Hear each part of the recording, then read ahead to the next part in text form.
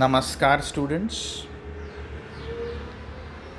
हमारे subject BC 203 के unit 6.4 customs duty या उत्पाद शुल्क की इस क्लास में आपका स्वागत है। Hello students, today we are going to discuss customs duty, सीमा शुल्क जिसको बोलते हैं। ये हमारे सिलेबस में है, इसे हम आज डिस्कस करेंगे। जैसा कि इसके नाम से इंगित होता है, सीमा शुल्क यानी कोई वस्तु हमारे देश की सीमा में घुसेगी, उसके ऊपर जो हम टैक्स लगाते हैं उसको हम कस्टम्स ड्यूटी या सीमा शुल्क या सीमा कर के रूप में जानते हैं। और यह कोई नई चीज़ नहीं है। आदिकाल से, जब मौर्य काल और गुप्त काल में भी हम देखते हैं इस तरह के कर रोपित होते थे बहुत सारी वस्तुओं पर। हम इसका आज डिस्कशन करेंगे। तो पहले इसकी डेफिनेशन और इसके बारे में कुछ जान लेते हैं। Customs duty is a kind of indirect tax which is levied on goods of international trade. तो सीमा शुल्क एक प्रकार का कर है जो कि सीधा आरोपित नहीं होता, और यह उन वस्तुओं पर लगता है जो अंतर्राष्ट्रीय व्यापार के अंदर सम्मिलित होती हैं। Duties levied in relation to imported goods are referred to as import duty and duties levied on export goods are called export duty. तो यह जो कर है, सीमा कर या सीमा शुल्क, यह दो प्रकार का होता है।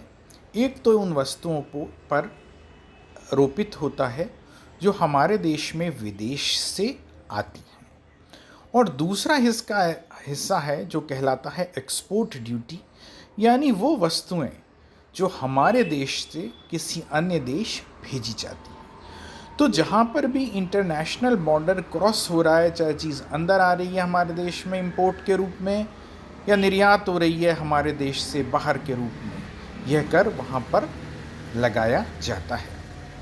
The levy and rate of customs duty in India are governed by customs act 1962 and customs tariff act 1975। यह किस दर पर लगेगी, कैसे लगेगी, किन वस्तुओं पर लगेगी, इसके लिए भारत सरकार ने दो मुख्य नियम बनाए हैं।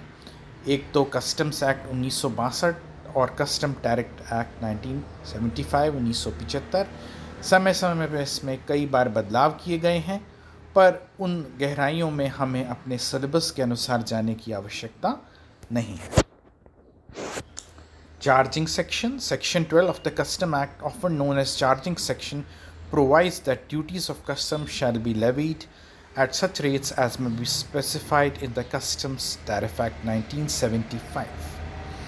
किस दर पर कितना पैसा लेना है, किस प्रतिशत के रूप में लेना है वस्तु के ऊपर, ये इसके संख्या क्रम 12 का जो हिस्सा है कस्टम टैरिफ एक्ट 1975 में, उसके अंदर सीमा शुल्क अधिनियम 1975 में यह दर्शाया गया है।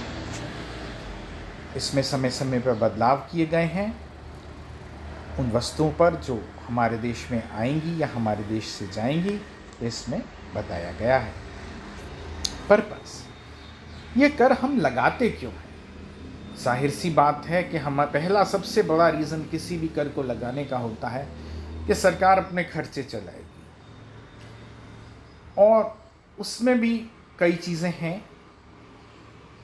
इंडस्ट्री को, हमारा जो लोकल इंडस्ट्री है उसका हितों का ध्यान रखना है, हमारे लोकल उपभोक्ता हैं उनका ध्यान रखना है, और कुछ अंतर्राष्ट्रीय हमारी सरकारों ने कई एग्रीमेंट्स साइन किए हुए हैं, उनका मान सम्मान रखना है, जिसकी वजह से यह कर आरोपित किया जाता है। The primary purpose of customs duty is to raise revenue। मुख्य इसका कारण सरकार को अपनी आय बढ़ाना है। सेफगार्ड डोमेस्टिक बिजनेस, जो हमारी लोकल कंपनीज़ हैं जो हमारे देश के अंदर ही काम कर रही हैं, उनके हितों का ध्यान रखना है। जॉब्स, नौकरियां उत्पादित करनी है हमारे देश में लोकली। हर चीज़ बाहर से आ जाएगी तो हमारे यहाँ रोज़गार कैसे चलेगा, कल कारखाने कैसे चलेंगे, environment and industries etcetera from predatory competitors of other countries. अभी आपने देखा है मेक इन इंडिया, सरकार ने एक मुहिम चलाई, हमारे देश में ही वस्तुएं बने, हमारे देश में ही उत्पादित हों, हम आत्मनिर्भर भारत बने। तो ये सब क्या इसलिए किया जाता है कि विदेश से कई उत्पाद बहुत ही कम कीमत में आते हैं, हमारा देश इतनी कम कीमत में उनका उत्पादन नहीं कर पाता। इसलिए क्या होता है, सस्ते के चक्कर में हमारे देशवासी विदेशी प्रोडक्ट्स यूज़ करते हैं। हमें पता भी नहीं होता कि प्रोडक्ट जो हम यूज़ कर रहे हैं देशी या विदेशी है।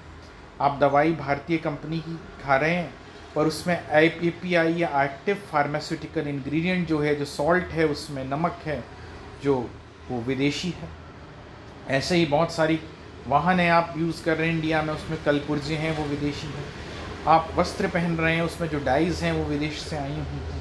तो हर चीज़ दिखने में पूरी बनी हुई विदेशी हो ये ज़रूरी नहीं, उसमें बहुत सारी चीज़ें ऐसी सम्मिलित हो सकती हैं जो विदेश में उत्पादित हों। तो हमारे देश के उद्योगों को बचाने के लिए भी ये करारोपण किया जाता है। Moreover, it also helps reduce fraudulent activities and circulation of black money. इसके द्वारा कुछ फर्जी गतिविधियां रोकी जाती हैं और जो काला धन है उसके संचार को भी रोका जाता है। Customs duty and GST। अब एक नया सरकार ने टैक्स लगाया, पहले वैट फिर GST। इसकी वजह से पूरे टैक्स स्ट्रक्चर के अंदर बदलाव आया है। उसको भी हम सरसरी रूप में इस सेक्शन के अंदर PPT के माध्यम से डिस्कस करेंगे। Since the implementation of India's new taxation system GST, integrated goods and value-added taxes being charged on the value of any imported goods। हम इसका जो हमारा जो आयात निर्यात पर लगने वाला कर है उसके ढांचे में और उसकी व्यवस्था में बदलाव आया है। हमने एक नया टैक्स लगाया है जिसको कहते हैं IGST और यह विदेश से लाई गई वस्तुओं पर आरोपित होता है। Under IGST, all products and services are taxed under 4 basic slabs of 5%, 12%, 18% and 28%। इसके तहत वस्तुओं को 4 श्रेणियों के अंदर टैक्स के लिए डिवाइड किया गया है। ये दरें हैं 5%, 12%, 18% और 28%। तो आपकी वस्तु जिस स्लैब में आती है, 5% में आती है तो आप 5% के हिसाब से टैक्स दें, 18% क्या से आती है तो 18% टैक्स भरें। सरकार की बीच बीच में मीटिंग होती रहती है जिसमें डिसाइड किया जाता है कि किस दर के ऊपर आपके ऊपर यह करारोपण आपकी वस्तु के ऊपर किया जाए। यदि वस्तु सरकार आवश्यक मानती है तो उस पर रेट ऑफ टैक्सेस कम होते हैं। अगर जो वस्तु को सरकार विलासिता की वस्तु अथवा गैर ज़रूरी वस्तु मानती है तो उस पर टैक्स रोपण अधिक होता है। पर यहाँ भी जो सरकार कहती हैं बातें उसमें से हर पे विश्वास नहीं होता।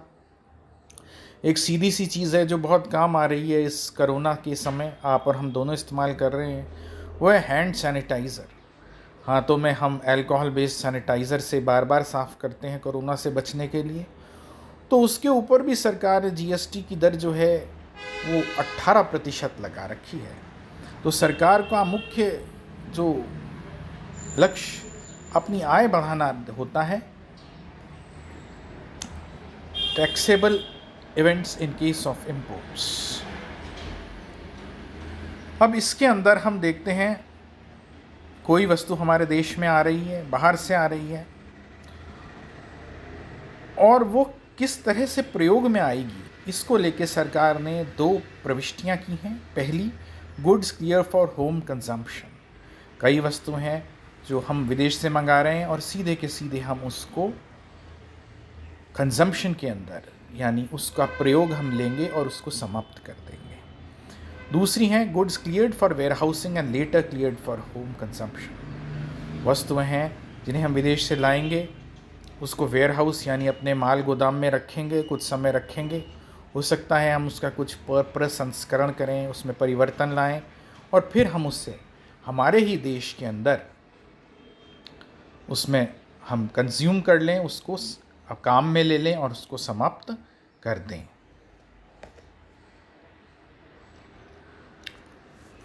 अब हम देखते हैं taxable event in case of exports.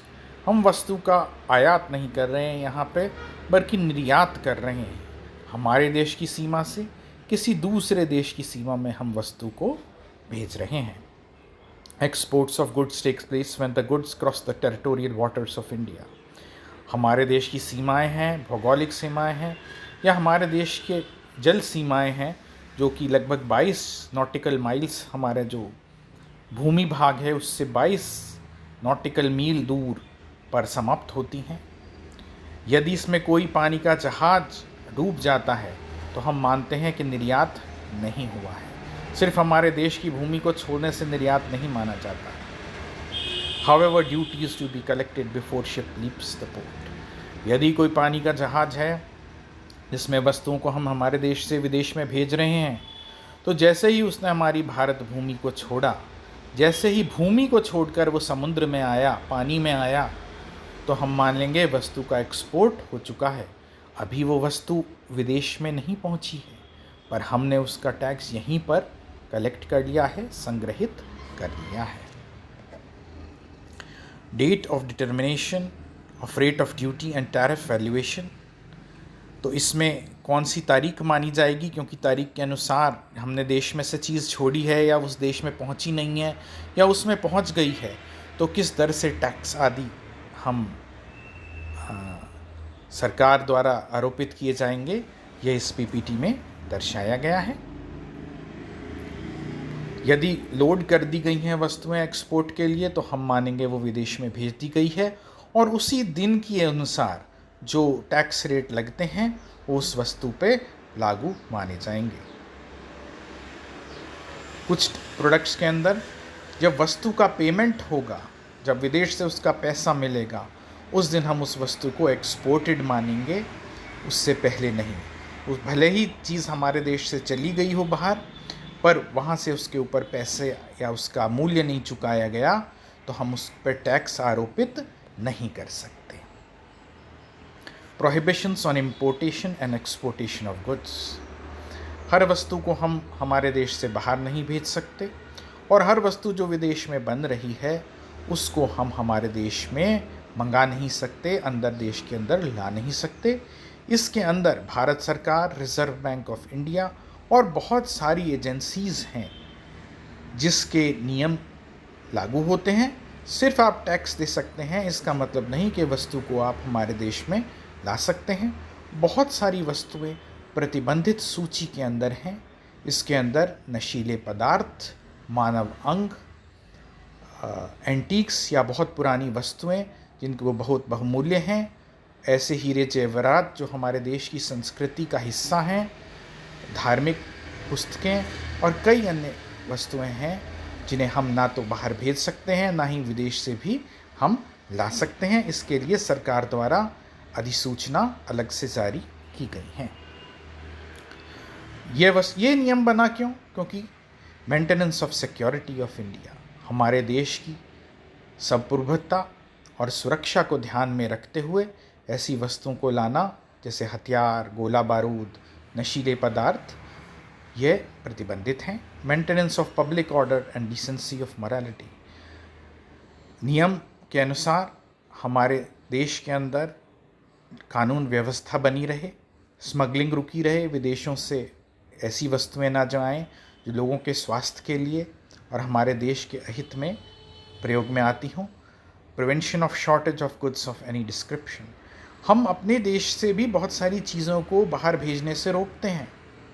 ऐसा क्यों करते हैं? क्योंकि हमारे देश में अभी उन वस्तुओं की आवश्यकता है। अगर जो हम ही उन्हें बाहर अधिक मूल्य के चक्कर में भेज देंगे तो हमारे देशवासियों को वस्तुएं उपलब्ध नहीं हो पाएंगी। और इसका मैं बहुत ही अच्छा उदाहरण देता हूं। जैसे ही कोरोना आउटब्रेक हुआ, कोविड 2019 हुआ, सरकार ने लॉकडाउन लिया तो सरकार ने बहुत सारी वस्तुएं जिसमें दवाइयाँ शामिल थीं उनको भारत से बाहर भेजने में प्रतिबंध लगाया। परंतु यहाँ पे जैसे ही अंतर्राष्ट्रीय प्रेशर लगा, सरकार ने कहा कि नहीं भाई, इन्हें बाहर भी भेजने दो। ऐसे ही भारत सरकार ने N95 मास्क के एक्सपोर्ट पर रोक लगाई, फिर वो रोक हटा दी गई। अब सरकार ने देखा कि प्याज की कीमत देश में बहुत बढ़ रहे हैं बारिश के मौसम के तुरंत बाद, तो भारत ने प्याज के एक्सपोर्ट पर रोक लगा दी। ऐसे ही भारत की सरकार बहुत सारी उत्पाद जैसे कि औद्योगिक उत्पाद हैं, उर्वरक, कृषि उत्पाद, इन सब पर समय समय पर रोक लगा देती है ताकि हमारे देश में इनकी कमी न आए। तो दोनों चीज़ें हैं, हम कंट्रोल करते हैं जो चीज़ बाहर से आ रही है उसकी कीमत बढ़ाकर, और हमारे देश में से बाहर जा रही है उस पर भी प्रतिबंध या टैक्सेस लगाकर हम उसकी मात्रा को कंट्रोल करते हैं। The prevention of injury to the economy of the country, हमारे देश की अर्थव्यवस्था को नुकसान नहीं होना चाहिए। कुछ चीज़ों में तो हम निर्यात संवर्धन करते हैं और किसी में वस्तुओं में हम निर्यात पर रोक लगाते हैं। तो ये सब डिपेंड करता है कि हमारे देश में इस समय उस वस्तु की उपलब्धता क्या है। Prevention of surplus of any agriculture product, कई बार कई ऐसे औद्योगिक उत्पाद हैं, कृषि उत्पाद हैं जो बहुत ज़्यादा उत्पादित हो जाते हैं। ऐसे समय में हमारे किसान को उसकी सही कीमत नहीं मिल पाती। ऐसे समय में सरकार निर्यात संवर्धन लगाती है ताकि हमारी वस्तुएं विदेशों के बाज़ार में जाएं और किसान को उसका उचित मूल्य मिले। The maintenance of standards for the classification, grading और marketing of goods in international trade, अंतर्राष्ट्रीय स्तर पर जो वस्तुएं हैं उनके मानक तय हों, उनकी क्वालिटी चेक हो और उनका विपणन हो, यह भी ध्यान में रख के सरकार वस्तुओं के अंदर आने और बाहर जाने को नियंत्रित करती है। Prohibition of importation exportation of goods, तो कई वस्तुएं हैं जिन्हें हम हमारे देश में लाएं तो बहुत हानि हो सकती है। ऐसे हार्मफुल केमिकल्स, हानिकारक द्रव्य हैं जिससे मानव शरीर और स्वास्थ्य पर नकारात्मक प्रभाव पड़ जाता है।